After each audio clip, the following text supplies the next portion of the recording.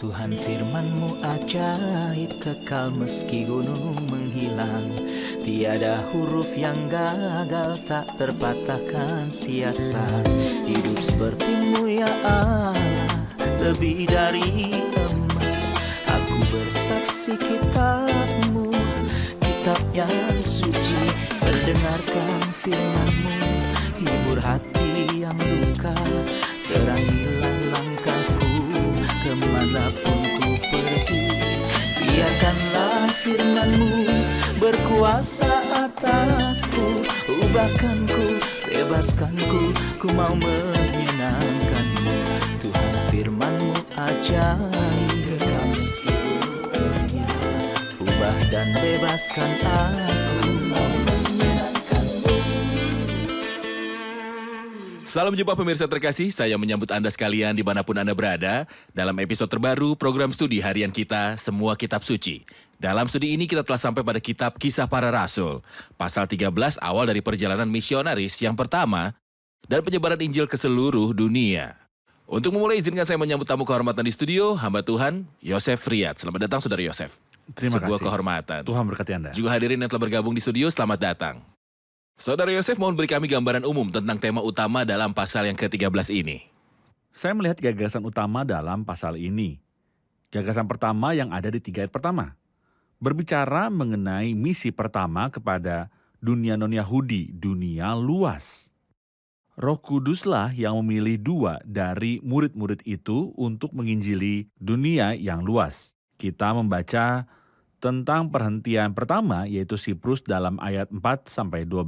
Kita perhatikan bahwa nama Saulus diubah menjadi Paulus di dalam misi ini dan kita tidak akan menemukan referensi apapun untuk nama Saulus di kemudian hari. Detail hal lain yang perlu diperhatikan adalah misi dimulai dengan Barnabas dan Saulus. Tetapi dari ayat 13 dikatakan bahwa Paulus dan rekan-rekannya berlayar dari Pafos. Bagian ketiga dalam pasal ini adalah dari ayat 13 sampai akhir pasal yang membahas pelayanan Antiokhia Pisidia. Khotbah para rasul menguraikan sejarah Israel, bangsa dan hasil dari tujuan Paulus. Menguraikan sejarah Israel, bangsa dan hasil dari tujuan Paulus. Anda mengatakan bahwa di awal pasal 13, Paulus dan Barnabas dipanggil untuk sebuah pekerjaan dan bahwa gereja memiliki peran dalam membedakan mereka. Bagaimanakah mereka dipisahkan atau bagaimanakah mereka dipanggil untuk pelayanan? Dalam beberapa ayat pertama, kita membaca tentang pelayanan di gereja Antiokhia yang melibatkan 5 pelayan Tuhan dari latar belakang budaya yang berbeda. Saat melayani Tuhan dan berpuasa, Roh Kudus berbicara. Bagaimana Roh Kudus mampu berbicara? Alkitab tidak memberitahu kita mungkin oleh para nabi karena ada beberapa di antara mereka atau dengan suara yang dapat didengar. Kita diberitahu bahwa Roh Kudus berbicara yang merupakan salah satu bukti dalam kitab Kisah Para Rasul. Bahwa Roh Kudus adalah pribadi ilahi dari Trinitas. Roh Kudus berkata, "Khususkanlah Barnabas dan Saulus bagiku untuk tugas yang telah kutentukan bagi mereka." Jadi keduanya ditinggalkan untuk pelayanan setelah gereja berdoa dan meletakkan tangan di atas mereka, bukan untuk memberi mereka upah, tapi untuk menunjukkan persetujuan dan persekutuan hati mengenai pekerjaan di depan mereka. Jemaat sedang berdoa dan Roh Kuduslah yang berkata, "Khususkanlah Barnabas dan Saulus bagiku." Tepat. Apakah panggilan untuk pelayanan dengan cara ini khususnya berkaitan dengan gereja pertama atau dipraktekkan sampai sekarang oleh gereja? Saya percaya bahwa hal ini ada sampai sekarang. Pada titik ini dalam kitab Kisah Para Rasul, gereja dalam kondisi matang dan melewati tahap kelahiran dan penyapihan. Ini dalam tahap kedewasaan. Fakta bahwa Roh Kudus berbicara berarti dia hadir di gereja dan mengucapkan kata terakhir. Jika gereja cukup rohani, mereka akan membedakan suara Roh Kudus saat membimbingnya dari satu atau lain cara. Dan kita harus tunduk dan memperhatikan apa yang Roh katakan kepada gereja-gereja. Dimulai dengan ayat 4, kita menuju ke perjalanan misionaris yang pertama. Ya. Saya ingatkan Anda pemirsa terkasih, bahwa kami akan menampilkan peta perjalanan misionaris pertama Paulus dan Barnabas sehingga Anda dapat mengikutinya dengan kami, pergerakan mereka sepanjang perjalanan mereka. Bisakah Anda memberikan gambaran tentang persinggahan mereka selama perjalanan? Mereka pergi ke Seleukia tetapi tidak disebutkan pekerjaan mereka di sana. Kita tidak tahu apakah mereka melayani atau tidak. Kemudian mereka pergi ke Salamis dan memberitakan firman. Setelah melewati pulau ke Pafos, penulis menceritakan buah dari menetapnya mereka di Pafos. Dia memberitahu kita tentang seorang gubernur pulau itu, Sergius Paulus, yang adalah seorang Romawi dan tampaknya sangat rohani. Dia mendengarkan Paulus sampai seorang pria bernama Beryesus datang ke tempat itu untuk menolak pelayanan Paulus. Orang ini sedang berusaha untuk memalingkan gubernur dari iman, persis seperti orang Yahudi yang tidak hanya menolak Injil, tetapi juga menginginkan orang lain untuk tidak menerimanya. Dan oleh karena itu, Paulus mengutuk Baryesus menjadi buta selama 1 musim, hukuman yang beberapa orang anggap sebagai representasi dari apa yang menanti bangsa ini, yang menolak Injil dan bahkan menghalangi bangsa-bangsa untuk menerimanya. Jadi Tuhan menghukum mereka dengan kebutaan selama 1 musim sampai mereka bertobat dan kembali kepada Tuhan bahwa mereka mungkin dapat melihatnya kembali. Ini dari perspektif dispensasional. Ya, benar sekali. Baik. Mengenai pertentangan Elimas, si penyihir, terhadap Barnabas dan Paulus, menurut Anda menjadi seorang penyihir, dia menentang dengan tegas atau menentang dengan cara yang berbeda yang menurut kita tidak jelas? Biasanya penyihir menentang dengan menunjukkan sebagian dari kekuatan dan pengetahuan mereka karena iblis memang memiliki pengetahuan seperti yang kita duga dari Yanes dan Yambres yang sebagaimana disebutkan di dalam kedua Timotius pasal yang ketiga, menentang Musa dengan menirukan pekerjaannya. Tentunya Elimas menggunakan sihirnya karena dia sangat mempengaruhi gubernur dan karena itu Rasul Paulus harus menimpanya dengan kebutuhan seperti para ahli sihir pada zaman Musa. Terkena bisul di sekujur tubuh mereka, maka ini mengungkapkan kebodohan mereka. Elimas si penyihir terbukti juga sangat bodoh. Untuk pertama kalinya kita membaca bahwa Saulus disebut Paulus. Selanjutnya nama Saulus berubah menjadi Paulus. Apa arti Paulus? Dan mengapa perubahan nama terjadi dengan perjalanan misionaris yang pertama? Paulus adalah nama Yunani, sedangkan Saulus adalah nama Yahudi. Paulus dibesarkan di lingkungan Yunani dan berasal dari keluarga Yahudi konservatif, karenanya dia mungkin memiliki kedua nama selama ini. Tetapi dia lebih menyukai nama kedua, yaitu Paulus, sejak ia menjadi rasul bagi bangsa-bangsa lain dan namanya berarti kecil. Itulah yang selalu dia rasakan mengenai dirinya sendiri. Karena itu, ia memilih Paulus dan ada yang mengatakan begitu karena nama gubernur adalah Sergius Paulus. Sang rasul lebih suka nama itu yang akan mengingatkannya kepada bangsa-bangsa lain pertama dalam misinya untuk menerima Kristus sebagai penyelamat. Arti nama Paulus adalah kecil. Ya. Hal apa yang dijelaskan kepada kita tentang karakter kehidupan Paulus dalam pelayanannya? Faktanya, Paulus selalu merasa bahwa dia kecil. Dia bahkan mengatakan sekali di Efesus pasal 3 bahwa saya lebih muda, dan terjemahan bahasa Inggris berkata kepadaku, yang paling hina di antara segala orang kudus telah dianugerahkan kasih karunia ini. Jadi Paulus merasa dirinya sangat kecil. Dibandingkan para rasul, dia akan berkata, saya tidak layak. Disebut rasul dibandingkan dengan orang-orang kudus, dia akan berkata, akulah yang paling hina dari semua orang kudus. Dibanding dengan orang-orang berdosa, dia akan berkata dalam 1 Timotius 1, akulah yang paling berdosa, atau saya adalah kepala orang-orang berdosa. Saya adalah kepala dari orang-orang berdosa. Kepala dari orang-orang berdosa. Ya. Mari rehat sejenak dan kembali untuk menjawab pertanyaan hadirin. Pemirsa terkasih, kita akan kembali berjumpa setelah rehat. Kuasa atasku, ubahkanku, bebaskanku, ku mau menyenangkanmu.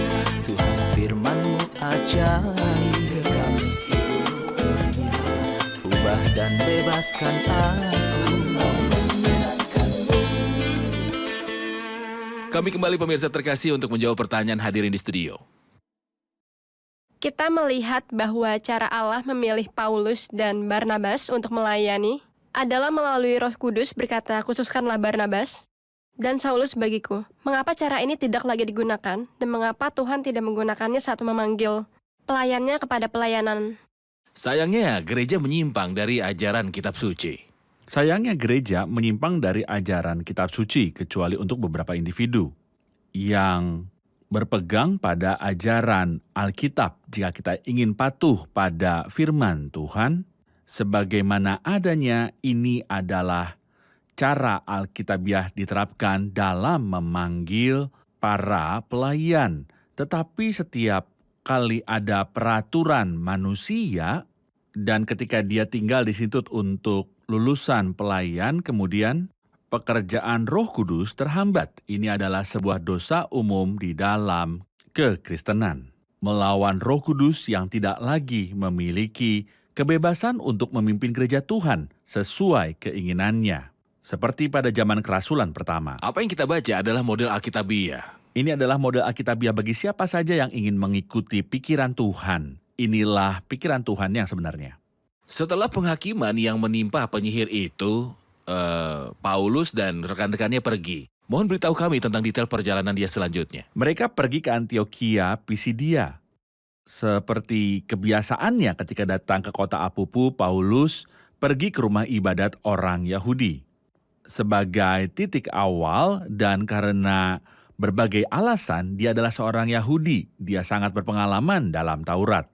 Perjanjian baru belum ditulis. Tidak ada gereja yang didirikan di kota-kota yang dikunjunginya. Karena itu ia memulai khotbahnya dari sinagoga. Setelah memasuki sinagoga orang Yahudi, Paulus akan berbicara mengenai sejarah mereka dan di akhirnya kedatangan, kematian, dan kebangkitan Kristus. Ia biasanya akan menemui beberapa penerimaan dan penolakan. Antioquia Pisidia tidak berbeda. Beberapa menyambut firman Tuhan, tapi mayoritas menolaknya. Sekali lagi, seperti kebiasaannya, Paulus berbicara kepada bangsa-bangsa lain sejak orang-orang Yahudi menolak firman Tuhan. Saya berharap Anda menanggapi tujuan Paulus di tempat itu, di mana dia mengingat sejarah bangsa ini sama seperti Stefanus, mengingatnya dan juga menguraikannya. Bahkan ada kemiripan antara Kisah Para Rasul 7 dan 13, khotbah Stefanus dan khotbah pertama Paulus dalam perjalanan misionaris pertama. Mereka berdua berbicara sejarah bangsa lama. Keduanya membuktikan kegagalan manusia dan kegagalan bangsa Yahudi yang terlepas dari banyak hak istimewa yang Tuhan berikan. Sayangnya dia menunjukkan kegagalan tertinggi. Dalam khotbahnya, Paulus justru menggarisbawahi kegagalan Yahudi. Dalam sejarah mereka juga pada zaman Kristus. Dengan mengutuk Kristus, mereka menggenapi ucapan dari para nabi yang mereka baca setiap hari Sabat. Kata-kata yang begitu kuat dan menakjubkan adalah kata-kata Paulus. Orang-orang Yahudi membaca tentang Mesias setiap hari Sabat di bait Allah dan di rumah-rumah ibadat mereka. Tetapi ketika Kristus datang, mereka memenuhi bacaan, mereka menyalibkan dia, menggantungnya di salib, dan membaringkannya di kuburan. Tapi Tuhan bangkitkan dia dari kematian. Paulus menekankan kebangkitan dan kemunculan Kristus. Dia mendesak mereka untuk bertobat dan peringatkan mereka untuk tidak mengabaikan Injil. Seperti yang kita lihat dalam ayat 40, karena itu waspadalah supaya jangan berlaku atas kamu apa yang telah dikatakan dalam kitab nabi-nabi. Ingatlah hai kamu, penghina-penghina, tercenganglah dan lenyaplah, sebab aku melakukan sesuatu pekerjaan dalam zamanmu. Suatu pekerjaan yang tidak akan kamu percayai jika diceritakan kepadamu. Paulus mengajak orang-orang Yahudi untuk bertobat. Dia memberikan kepada mereka pengampunan dan pembenaran. Dia memperingatkan mereka tentang penolakan yang hanya akan membawa kehancuran. Saya mengamati sejarah bangsa itu, Stefanus menunjuk kepada referensi Perjanjian Lama, dan Paulus melakukan hal yang sama di sini. Mohon tunjukkan kepada kami beberapa referensi Perjanjian Lama. Ada tertulis dalam ayat 33, dengan membangkitkan Yesus, seperti yang ada tertulis dalam Mazmur kedua, anakku engkau, aku telah memperanakan engkau pada hari ini. Saya ingin menunjukkan bahwa membangkitkan Yesus dalam ayat 33 tidak berarti membangkitkan dia dari antara orang mati, tetapi membuatnya unggul dan terhormat. Seorang nabi seperti aku ini akan dibangkitkan Allah bagimu, dan dia melakukannya. Karena Tuhan Yesus Kristus memang datang sebagai pribadi yang dibangkitkan oleh Tuhan. Setelah itu ayat 34 mengatakan bahwa Allah telah membangkitkan dia dari antara orang mati. Dan ia tidak akan diserahkan kembali kepada kebinasaan. Dia telah berbicara demikian. Aku akan menggenapi kepadamu janji-janji yang telah kuberikan kepada Daud. Ini dari Yesaya pasal 55. Kita telah melihat dua referensi sejauh ini. Oleh karena itu, ia juga mengatakan dalam Mazmur lain, yaitu Mazmur pasal 16, dan tidak membiarkan orang kudusmu melihat kebinasaan. Dalam ayat 41, Paulus merujuk pada nubuatan Habakuk. Ingatlah hai kamu penghina. Dia tidak hanya memperingatkan mereka terhadap penolakan Kristus, tetapi bahkan mengabaikan atau menghina dia yang merupakan masalah serius. Pemirsa terkasih, kita rehat sejenak dan kembali untuk menjawab pertanyaan hadirin. Kuasa atasku, ubahkanku, bebaskanku, ku mau menyenangkanmu. Tuhan firman-Mu ajaib, kekal seluruhnya. Ubah dan bebaskan aku, mau menyenangkanmu. Kami kembali pemirsa terkasih untuk menjawab pertanyaan hadirin di studio. Ada pertanyaan? Saya punya Silakan. pertanyaan. Dalam ayat 33, Paulus merujuk Mazmur 2, "Anakku, engkau, aku telah memperanakan engkau pada hari ini." Apakah ini berarti bahwa Kristus menjadi anak Allah pada hari ia dilahirkan? Anakku engkau, aku telah memperanakan engkau pada hari ini. Apakah ini berarti bahwa Kristus menjadi anak Allah pada hari kelahirannya? Jika begitu, seharusnya ayat itu berkata, hari ini aku telah melahirkanmu, kamu adalah putraku. Sebaliknya ia katakan, anakku engkau. Terlepas dari waktu yang tidak ada hubungannya dengan hal itu, karena ini adalah putra abadi dan bukan berasal dari kelahiran. Tidak ada yang mengatakan Tuhan memperanakan Kristus sebagai anak segala zaman. Tidak ada kelahiran yang terjadi. Kamu adalah putraku berbicara tentang status anak rohani yang abadi, tetapi aku telah melahirkanmu berbicara tentang kepenuhan waktu. Ketika Kristus lahir dari perawan Maria yang diberkati, kabar baik datang sebagai berikut. Sebab itu anak yang akan kau lahirkan itu akan disebut kudus, anak Allah. Saya dapat mengatakan bahwa Kristus memiliki dua sisi keputraan. Sebuah keputraan abadi, yaitu tidak ada berhubungan dengan waktu dan kelahiran. Dan keputraan yang terjadi dalam kepenuhan waktu. Melalui kelahiran dari perawan Maria yang diberkati. Siapa ayahnya? Kamu adalah putraku. Dengan demikian, ia adalah putra Tuhan. Karena asal-usul ilahinya. Keputraan yang dimaksud di sini adalah yang kekal. Saya ingin menunjukkan satu hal lagi, saudara, ayat. Karena itu mengacu kepada ayat 33 yang berbicara mengenai kelahirannya. Perhatikan. Bahwa pasal 34 berbicara tentang kebangkitannya. Dan 35 berbicara tentang dia sebagai yang abadi. Ini adalah 3 kebenaran utama tentang Kristus. 1, dia lahir, aku telah melahirkanmu dalam kepenuhan waktu. 2, dia mati dan dibangkitkan, aku akan mengenapi kepadamu janji-janji kudus yang dapat dipercaya yang telah kuberikan pada Daud. 3, dia abadi dan Melihat tidak kebinasaan. membiarkan orang kudusmu melihat kebinasaan. Jadi, di masa lalu dia lahir dan dibangkitkan, tapi tidak akan melihat kebinasaan selamanya. Kami memahami dari Anda bahwa sumber waktu kelahiran Kristus adalah Tuhan sendiri. Ya. Namun saya ingin Anda mengklarifikasi istilah anak Allah. Gelar yang abadi ini, apa arti dari anak Allah? Ya, Istilah anak Allah. itu pertanyaan valid. Karena ketika beberapa orang berpikir tentang kelahiran, mereka memikirkan keberadaan seseorang sebelum orang lain. Benar. Namun karena baik putra maupun bapa adalah kekal dan hubungan mereka bersifat rohani tanpa kaitan apapun dengan masalah kelahiran fisik. Kita tidak mengatakan bahwa Tuhan memiliki pasangan yang darinya ia memperanakan Kristus. Jauh dari Tuhan pikiran dan hal yang salah dan salah seperti itu. Karena Tuhan adalah roh dan tidak dapat memiliki hubungan tubuh. Namun, anak yang kekal adalah sebuah hubungan rohani. Misalnya ada ungkapan bahasa Arab yang terjemahkan menjadi anak jalanan yang bersifat musafir. Seorang musafir bukanlah anak jalanan. Tetapi ekspresi sastra dan metafora berbicara mengenai hubungan intim. Antara musafir dan jalan dan antara seorang individu dan anaknya. Ketika kita berbicara di sini mengenai anak Allah, kita memiliki pandangan anak dan bapa dalam hubungan yang kekal dalam keintiman. Dalam kasih dan dalam kesetaraan. Meskipun dia adalah putra yang setara dengan bapa, dia belajar kepatuhan melalui apa yang dia derita. Orang-orang Yahudi juga memiliki beberapa latar belakang lama dari buku-buku mereka bahwa istilah anak Allah berarti setara dengan Allah. Apakah mereka menyadarinya? Misalnya Amsal 30 mengatakan siapa namanya. Dan siapa nama anaknya. Persamaan terlihat jelas di sini. Oleh karena itu ketika Kristus berkata dalam Yohanes 5 bahwa Allah adalah Bapanya. Orang-orang Yahudi segera mengerti dan ingin melemparinya dengan batu.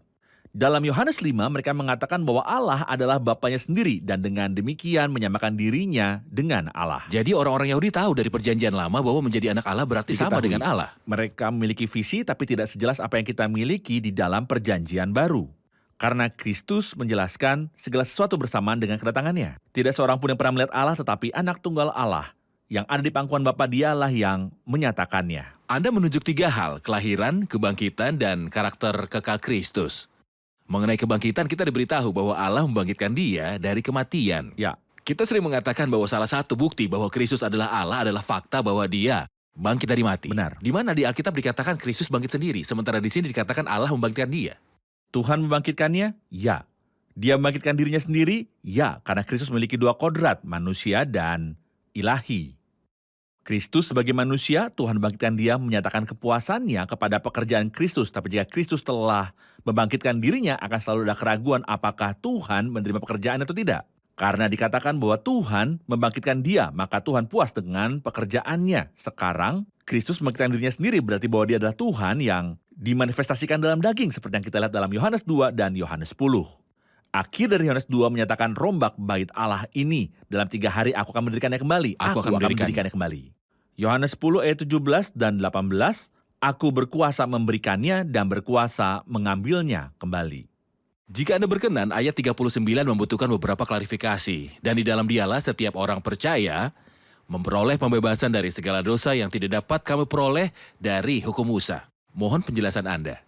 Di dalam dialah, berarti oleh pribadi ini. Jika mengacu pada ayat 38 yang mengatakan, jadi ketahuilah hai saudara-saudara, oleh karena dialah, maka diberitakan kepada kamu pengampunan dosa. Siapa pribadi ini? Dialah yang dia katakan bahwa tubuhnya tidak melihat kebinasaan. Tetapi Yesus yang dibangkitkan Allah tidak demikian. Yang dibangkitkan Allah adalah Kristus. Dan Kristus inilah yang menyatakan kepada Anda hadiah terbesar yang pernah diharapkan oleh orang-orang percaya perjanjian lama, pengampunan dosa. Ada satu hal lagi, bahwa orang-orang perjanjian lama bahkan tidak akan bermimpi. Itu adalah pembenaran yang berbeda dari pengampunan. Pengampunan adalah ketika Anda berbuat dosa, tapi saya maafkan. Dan Anda tidak akan menghitung dosa Anda. Sebaliknya, pembenaran berarti Anda diadili dan dinyatakan tidak hanya tidak bersalah, tapi lebih daripada tidak bersalah, karena tidak bersalah masih berbeda dari pembenaran. Berpikir bahwa itu seolah semua pembenaran diperhitungkan sebagai milik Anda. Sesungguhnya aku tidak berbuat kebajikan karena tidak ada yang benar, tidak seorang pun. Tapi Kristus menjadi kebenaran kita, ia menjadi hikmat bagi kita dari Allah, kebenaran, pengudusan, dan penebusan. Jadi saya mengenakan Kristus sebagai pakaian karena dia yang tidak mengenal dosa dibuat yang menjadi berdosa karena kita. Supaya kita menjadi kebenaran Allah di dalam dia. Ayat 40 mengatakan, karena itu waspadalah supaya jangan berlaku atas kamu apa yang telah dikatakan dalam Kitab Nabi-Nabi, ingatlah hai kamu penghina-penghina, tercenganglah dan lenyaplah, sebab aku melakukan suatu pekerjaan dalam zamanmu, suatu pekerjaan yang tidak akan kamu percayai jika diceritakan kepadamu. Dari manakah Paulus mendapatkan referensi ini? Referensi ini berasal dari Habakuk pasal 1. Dan itu mengingatkan kita dengan perumpamaan yang Kristus berikan dalam Matius 22 tentang pernikahan putra raja. Setelah menyiapkan pesta, raja memanggil orang-orang yang diundang dengan mengatakan, lembu-lembu jantan dan ternak piaraanku telah disembelih, semuanya telah tersedia. Datanglah ke perjamuan kawin ini. Kristus memberitahu kita bahwa mereka tidak memperhatikan dan pergi, satu ke ladangnya, satu lagi melakukan urusannya. Pengabaikan inilah yang diperingatkan oleh Rasul Paulus di sini. Tidak menentang penolakan, tapi melawan kelalaian. Dalam Ibrani 2 ayat 3, bagaimanakah kita akan luput jikalau kita menyanyikan keselamatan yang sebesar itu? Jadi, pemirsa kami yang terkasih dan terhormat mungkin tidak menolak, tapi menunda atau mengabaikan.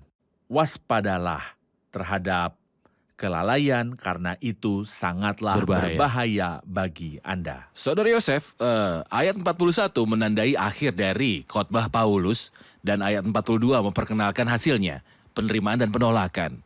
Bagaimana Anda memandang mereka? Seseorang berkata bahwa tidak ada alasan bagi orang yang menolak dan tidak ada pahala bagi dia yang menerima. Tidak ada alasan bagi yang akan binasa dan tidak ada pahala bagi orang yang akan ditemukan di surga. Saya akan mengklarifikasi apa yang saya katakan perlu klarifikasi. dari bagian ini. Ada 2 ayat yang ingin saya hubungkan. Dan saya percaya bahwa ketika ditempatkan berdampingan dengan pikiran spiritual, apa yang saya katakan sebelumnya akan menjadi lebih jelas. Lihat ayat 46, memang kepada kamulah firman Allah harus diberitakan lebih dahulu. Tetapi kamu menolaknya dan menganggap dirimu tidak layak untuk beroleh hidup yang kekal. Anda yang menilai diri Anda tidak layak untuk hidup yang kekal. Mengapa? Karena Anda menolak firman yang datang jauh-jauh kepada Anda. Karena itu kami berpaling pada bahasa-bahasa lain. Karenanya dia yang menolak tidak memiliki alasan, karena firman itu datang ke muka pintunya dan dia menolak. Apa alasan dia? Mari kita beralih ke ayat 48.